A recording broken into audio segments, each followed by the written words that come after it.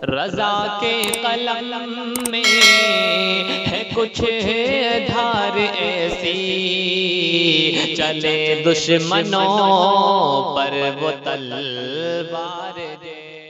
अस्सलामु अलैकुम व रहमतुल्लाहि व बरकातुहू। हज़रात, मेरे भाई ने ये सवाल किया है कि अगर कोई ख्वाब में मुर्दे को देखता है तो मुर्दे को देखना कैसा है, इसकी ताबीर क्या होगी।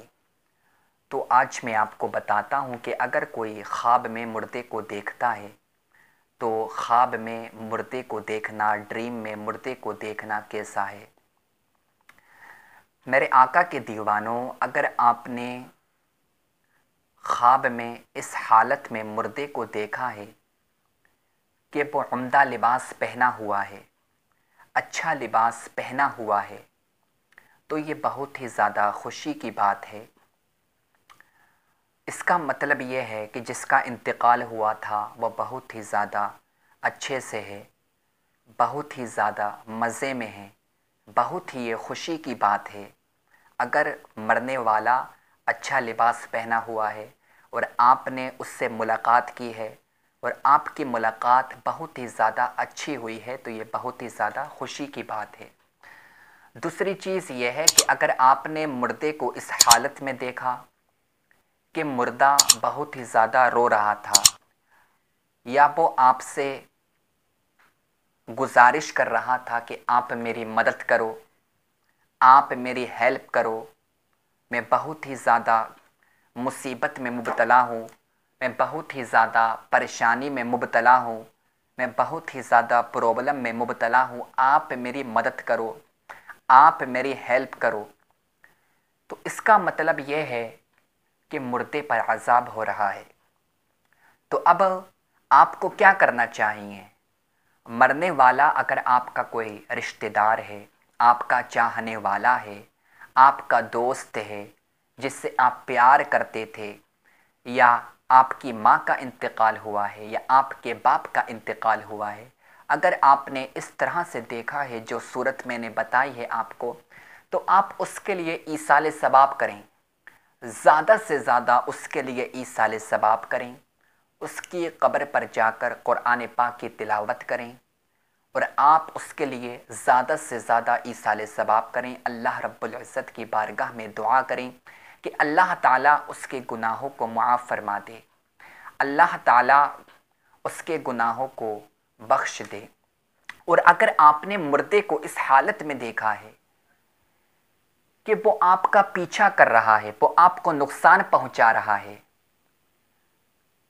तो इसका मतलब यह है कि ये जो ख्वाब है ये शैतानी ख्वाब है, ये शैतानी ख्वाब है जो आपको नज़र आया है। देखा यह जाता है कि अगर कोई इंसान इस तरह का ख्वाब देखता है कि उसे मुर्दा नज़र आया और इस हालत में नज़र आया कि मुर्दा उसे नुकसान पहुंचा रहा है, मुर्दा बहुत ही ज़्यादा खौफनाक है और वो उससे डरकर भाग रहा है, इंसान उससे डरकर भाग रहा है, तो जब वो सुबह को उठता है तो बहुत ही ज़्यादा परेशान हो जाता है, बहुत ही ज़्यादा परेशान हो जाता है और जाहिल आमिलों के पास में चला जाता है, जाहिल आमिलों के पास में जाता है और उनको पूरी बात बताता है कि मैंने रात में इस तरह से देखा। अब जो जाहिल आमिल होते हैं वो ये समझते हैं ये तो जाहिल है, चलो इससे पैसा खींचा जाए, इससे पैसा निकलवाया जाए। तो वो उससे कहते हैं तुम्हारे घर पर किसी ने करा दिया है, तुम्हारे ऊपर जादू का असर है, तुम्हारे ऊपर जिन्नात का असर है, तुम्हारे ऊपर किसी भूत का असर है। वो कहता है हाँ आप सही कह रहे हो, मेरे ऊपर किसी चीज़ का असर है। तो वो कहता है आप मुझे बताओ मुझे क्या करना चाहिए ताकि मेरे ऊपर से ये भूत का असर ख़त्म हो जाए, ये जिन्नात का असर ख़त्म हो जाए और इस तरह के मुझे जो ख्वाब आते हैं वो ख्वाब आना बंद हो जाए, मुझे क्या करना चाहिए। तो वो जाहिल आमिल होता है, वो ये कहता है कि 5100 रुपये लगेंगे, आपको 2100 रुपये देना पड़ेंगे। और ये जाहिल इंसान उन जाहिल आमिलों को पैसे देकर आता है और वो इसको लूट लेते हैं। फिर उसके बाद में कहते हैं कि अभी काम चल रहा है, आपको 10,000 रुपये और देना पड़ेंगे, 10,000 रुपये और देना आपको होगा, तभी आपका काम हो सकता है। तो मैं उन लोगों से गुजारिश करता हूं कि जाहिल आमिलों के पास में जाने की आपको कोई भी ज़रूरत नहीं है। देखें, जो ख्वाब इस तरह का आता है वो शैतान की तरफ से आता है, क्योंकि शैतान हमारे ख्वाब में आ सकता है। उसको अल्लाह ताला ने ये पावर दी है, उसको अल्लाह ताला ने ये कुव्वत दी है, बलगलाने के लिए वो आपको ख्वाब में आ जाता है। अगर आपको इस तरह का कोई ख्वाब आता है तो आपको जाहिल आमिलों के पास में जाने की ज़रूरत नहीं है। आप जाहिल आमिलों के पास में मत जाना, इसी में आपकी भलाई है। दूसरी चीज़ ये है, जब कोई ख्वाब आता है तो जब लोगों को उसकी ताबीर बताई जाती है तो लोग पूरी तरह से उस पर यकीन करते हैं और काफ़ी रुपया अपना खर्च कर देते हैं। तो मैं उन लोगों से ये गुजारिश करना चाहता हूँ कि ये जो ख्वाब होता है इसको वफ़ात सोरा बताया गया है, यानी मौत की बहन बताया गया है। ये भी मौत है, ये छोटी मौत है। हज़रत अली शेर खुदा रज़ी अल्लाह ताला अन्हु की रिवायत के मुताबिक कि जब इंसान सो जाता है तो उसकी रूह निकल जाती है, फ़कत उसकी शुआएं उसके जिस्म में बाकी रहती हैं, उसकी शुआएं उसके जिस्म में बाकी रहती हैं। अगर उसका टाइम पूरा हो जाता है तो उसके अंदर वापस रूह नहीं आती है। अगर उसका टाइम पूरा नहीं होता है तो उसके रूह उसके जिस्म में वापस आ जाती है, तो रूह निकल जाती है। और जो हम ख्वाब देखते हैं, जो हमारे रूह करती है, वही हमें नज़र आता है और सुबह को हमें ख्वाब वो याद रहता है, तो हम ये समझते हैं वो सच होता है।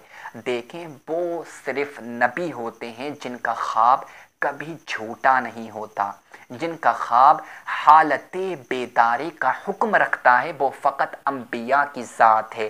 गैर नबी के लिए ये खासा नहीं है कि उनका ख्वाब हालत बेदारी का हुक्म रखे। गैर नबी के लिए ये खासा नहीं है कि उनका ख्वाब हालत बेदारी का खासा रखे, खासा नहीं है कि उनका ख्वाब बेदारी का हालत बेदारी का हुक्म रखे। ये फ़कत नबियों का खासा है। तो जो आपका ख्वाब होता है वो शैतानी भी ख्वाब होता है, और आपका जो ख्वाब होता है वो फ़कत ज़न होता है। उस पर ईमान रखना, उस पर अक़ीदा बनाना, इससे ईमान ख़त्म हो सकता है। तो आप कभी ख्वाब के ऊपर अक़ीदा मत बनाना। यानी अगर किसी ने ख्वाब के अंदर कोई गुनाह कर लिया तो क्या उसके ऊपर गुनाह का इतलाक़ होगा? अगर किसी ने ख्वाब में ज़िना कर लिया तो क्या उसके ऊपर ज़िना का इतलाक़ होगा? नहीं होगा, क्योंकि वो फ़कत ख्वाब है। तो ख्वाब देखने के बाद में ज़्यादा चक्कर में मत आया करो। जाहिल आमिलों के पास में आपको जाने की ज़रूरत नहीं है। हाँ, अगर आप ख्वाब की ताबीर पूछना चाहते हो तो आप उलमा कराम से रब्ता करो, आप ख्वाबों की ताबीर को पूछ सकते हो, इसमें कोई हरज नहीं है। तो अगर आपने कोई ऐसा ख्वाब देखा है कि जो मुर्दा है, वो आपको नुकसान पहुंचा रहा है या वो आपके पीछे पीछे भाग रहा है, तो ये शैतानी ख्वाब होता है। आपको डरने की ज़रूरत नहीं है। जब आप सोया करें तो आयतुल कुर्सी पढ़ लिया करें और सूरह काफिरून की तिलावत कर लिया करें, कुल हुवल्लाहु अहद की तिलावत कर लिया करें, दुरूद पाक पढ़ा करें, ला हौला वला कुव्वता इल्ला बिल्लाहिल अलीय्यिल अज़ीम पढ़ लिया करें, और आऊज़ु बिल्लाहि मिनश शैतानिर रजीम पढ़ लिया करें, बिस्मिल्लाहिर रहमानिर रहीम पढ़ लिया करें। इंशाअल्लाह ताला जब आप सोएंगे तो शैतान आपको ज़्यादा परेशान नहीं करेगा। तो आप ऐसा ज़रूर किया करें।